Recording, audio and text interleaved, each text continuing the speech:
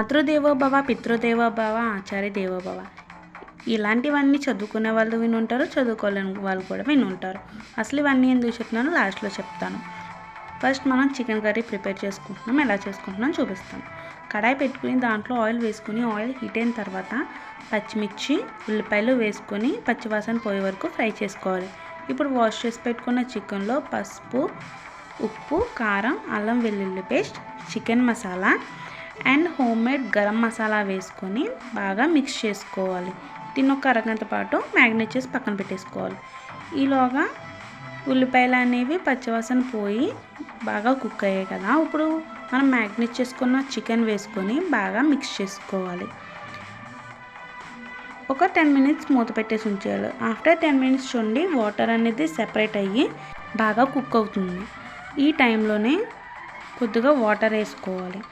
ఈ విధంగా వాటర్ వేసుకొని ఒక 10 మినిట్స్ వరకు మూత పెట్టేయాలి. ఆఫ్టర్ 10 మినిట్స్ చూస్తే ఆయిల్ అనేది సెపరేట్ అవుతుంది కదా, ఇప్పుడు దీన్ని ఒకసారి అంతా మిక్స్ చేసుకోవాలి. ఇప్పుడు దీంట్లోనే కొద్దిగా జీడిపప్పు పేస్ట్ వేసుకొని ఒక 5 నిమిషాలు ఉడికించుకోవాలి. ఇప్పుడు దీంట్లో కొద్దిగా కరివేపాకు, కొత్తిమీర, చికెన్ మసాలా వేసుకుంటే మన చికెన్ కర్రీ అనేది రెడీ అయిపోయింది.